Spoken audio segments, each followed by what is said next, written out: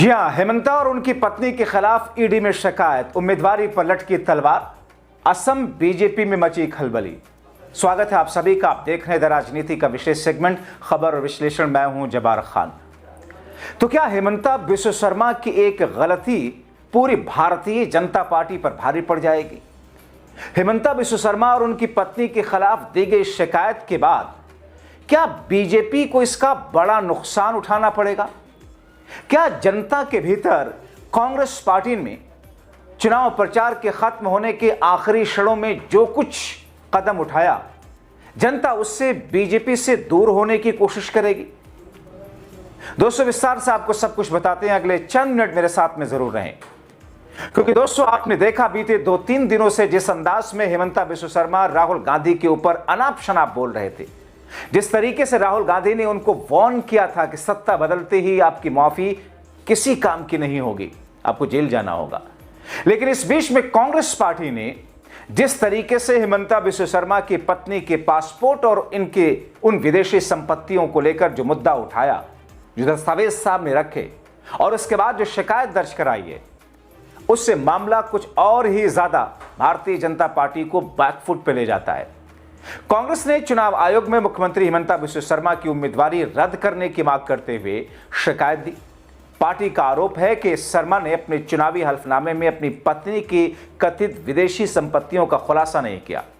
यह शिकायत एक दिन बाद आई जब पार्टी ने सवाल उठाए थे कि क्या हेमंता के परिवार के पास दुबई में संपत्ति है, अमेरिका के व्योमिंग में कंपनियां हैं, या उन्होंने फर्जी कंपनियों के माध्यम से संपत्ति का लेन देन किया। मुख्य चुनाव आयुक्त ज्ञानेश कुमार को दिए गए ज्ञापन में शर्मा के जलुकबारी से प्रतिद्वंदी विदिशा नियोग ने भी इस तरीके की जानकारी छुपाने के आरोप की जांच की मांग की है।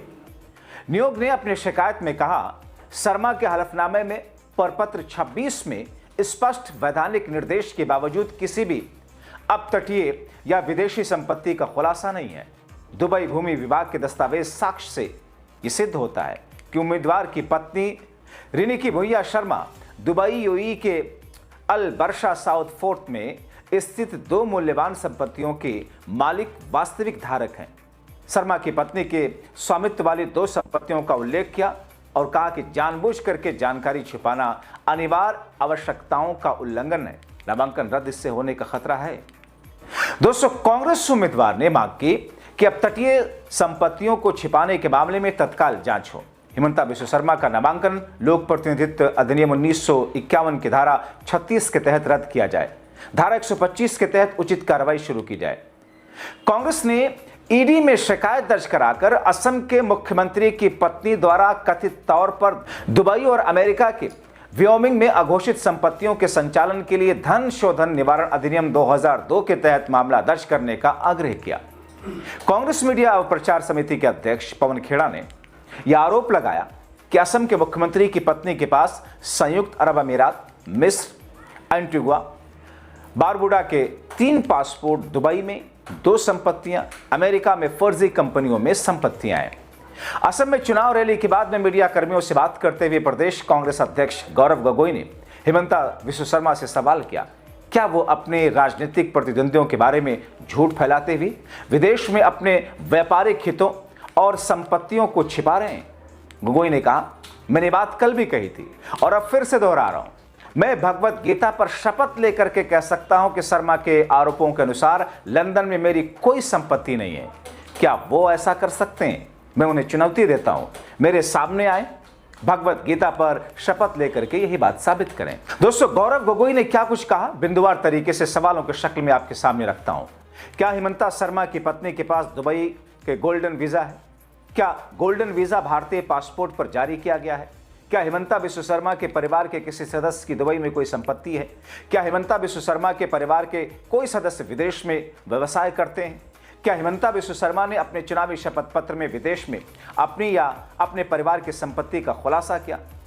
गौरव गोगोई ने कहा कि अगर हेमंता बिस्व शर्मा के पास छिपाने के लिए कुछ नहीं तो उन्हें जांच का स्वागत करना चाहिए। गोगोई कहते हैं, अगर कांग्रेस सत्ता में आई तो शर्मा से जुड़ी सभी कथित अवैध संपत्तियों, व्यवसायों, नेटवर्क की जांच कराई जाएगी, कानूनी कार्रवाई होगी। मतलब मतदान के ठीक 2 दिन पहले हेमंता विश्व शर्मा उनकी पत्नी को लेकर के जिस किस्म के आरोप लगे और जिस तरीके से मुद्दा बना, वो जनता में भारतीय जनता पार्टी की छवि धूमिल करता है।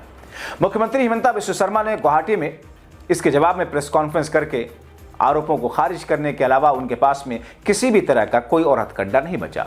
हेमंता ने कहा कि कांग्रेस ने पाकिस्तान से जुड़े सोशल मीडिया ग्रुप पाकिस्तान इन आजमान से प्राप्त फर्जी दस्तावेजों के आधार पर आरोप लगाए। उनकी पत्नी की फोटो किसी खोए पासपोर्ट पर मॉर्फ की गई है, वो ये कहते हैं।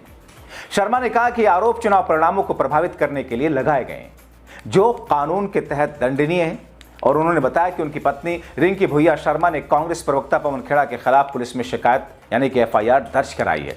रिंकू भुइया शर्मा ने अलग से बयान जारी कर आरोपों से इनकार किया और कहा कि ना तो वो उनके बच्चे और ना ही उनके पति के पास भारत के बाहर कोई व्यवसायिक संपत्ति है। दोस्तों, कांग्रेस नेता इमरान प्रतापगढ़ी ने इस बीच में चेतावनी देते हुए कहा कि हेमंता विश्व शर्मा के भ्रष्टाचार के बारे में आज जो खुलासा हुआ, उसे साबित होता है कि असम का डेवलपमेंट करना था, उस मुख्यमंत्री ने सिर्फ अपने परिवार का डेवलपमेंट किया। असम के माटी को कॉरपोरेट के हाथों बेचने वाले मुख्यमंत्री से असम की जनता जवाब मांग रही है। चप्पे चप्पे पर जुबिंदा के लिए, इंसाफ के लिए नारे लग रही है। अब दोस्तों, जाहिर तौर पर 9 अप्रैल को मतदान होना है, लेकिन मतदान से ठीक पहले इस तरीके से भारतीय जनता पार्टी के नेता और मुख्यमंत्री फंसते हुए दिख रहे हैं। इसका प्रभाव बीजेपी के खिलाफ चुनाव पर कितना बड़ा पड़ेगा, देखना महत्वपूर्ण होगा। आपको क्या लगता है? अपनी राय कमेंट बॉक्स में जरूर लिखें। और आज तो पवन खेड़ा ने जो खुलासे किए हैं चीफ मिनिस्टर के परिवार के लिए, उससे पता चलता है कि हेमंत विश्व शर्मा साहब, आपने असम का डेवलपमेंट नहीं किया है, आपने अपने परिवार का डेवलपमेंट किया है। सिर्फ और सिर्फ वो मिट्टी, वो असम की जमीन, वो असम की माटी जिसके लिए असम का एक एक आदमी अपनी जान कुर्बान कर सकता है, आपने उस असम की जमीन को अडानी को, अंबानी को, पतंजलि को, सीमेंट फैक्ट्रियों को बेच दिया। आपने आदिवासियों की जमीनें बेच दी, आपने दलितों की जमीनें बेच दी। और आपके करप्शन के खिलाफ जब लोगों ने सवाल करना शुरू किया तो आप लगे हिंदू मुसलमान का राग अलापने। अरे हमें पता है बिना हिंदू मुसलमान किए हुए आपका खाना भी हजम नहीं होता। लेकिन हम आपको भरोसा दिलाते हैं साथियों कि अगर आपने सरकार बदल दी, गौरव गोगोई चीफ मिनिस्टर हुए, तो आपका ये जो मौजूदा चीफ मिनिस्टर है ये करप्शन के चार्ज में जेल जाएगा, इसे कोई ताकत बचा नहीं पाएगी। फिर असम में हिंदू मुसलमान नहीं होगा। भाजपा की गारंटी है नफरत की, भाजपा की गारंटी है आपके घर उजाड़ने की, भाजपा की गारंटी है इविक्शन की, भाजपा की गारंटी है आपकी जमीनों को बेचने की। लेकिन हमारी गारंटी क्या है? कांग्रेस पार्टी की गारंटी क्या है? हमारी 5 गारंटी है। गौर से सुनना, यहां माए बहनें बड़ी तादाद में बैठी है। हमारी गारंटी ये है कि जैसे ही हमारी सरकार बनेगी और हमारे असम की कोई भी महिला बिजनेस करना चाहती है तो उसको मदद के तौर पर गौरव गोगोई की सरकार एक मुश्त आपके खाते में 50,000 रुपया देने का काम करेगी। ये है हमारी गारंटी। यहां बुजुर्ग बैठे हैं, हमारी गारंटी ये है कि अगर कांग्रेस की सरकार बनी, गौरव गोगोई चीफ मिनिस्टर बने, भाई रकीबुद्दीन मिनिस्टर बने, तो आपको हर महीने 1250 रुपए पेंशन। हेमंत विश्व शर्मा आपको पेंशन देता है, कांग्रेस पार्टी आपको पेंशन देगी 1250 रुपए हर महीने। सुबह जाइए चाय की दुकान पे चाय पीजिए, बिरयानी खाइए, पंता भात खाइए, दाल चावल खाइए, कोई दिक्कत नहीं। हर महीने आपके अकाउंट में खटाखट 1250 रुपए पहली तारीख को आ जाएंगे। ये राहुल गांधी का वादा है, ये गौरव गोगोई का वादा है। और सबसे बड़ी गारंटी क्या है?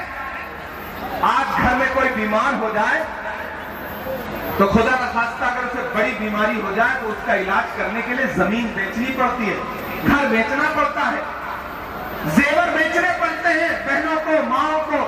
लेकिन कांग्रेस पार्टी क्या कह रही है कि कांग्रेस की सरकार बनने दीजिए, असम के हर नागरिक को 25 लाख रुपए तक का इलाज फ्री मिलेगा। ये कांग्रेस की गारंटी है। आप सिर्फ अपना आधार कार्ड लेकर के अस्पताल में जाएंगे, अस्पताल आपसे पैसा नहीं मांगेगा, आपके इलाज का पूरा खर्चा कांग्रेस की सरकार उठाने का काम करेगी। इसलिए मैं आपसे गुजारिश कर रहा हूं साथियों कि अपना एक एक वोट लेकर के 9 तारीख को घर से बाहर निकलिए, भाजपा की सरकार को उखाड़ फेंकने के लिए। और ये किसी के झांसे में नहीं आना है। ये AIUDF, AGP, बीजेपी सब मिले हुए हैं, अंदर से सब एक हैं, सबको अपना बिजनेस बचाना है। लेकिन इनको यह समझना पड़ेगा कि चरित्र को पवित्र करने के लिए किसी इत्र की जरूरत नहीं होती। आवाम के गले मिलने से जो पसीना हमारे माथे पे लगता है, असल में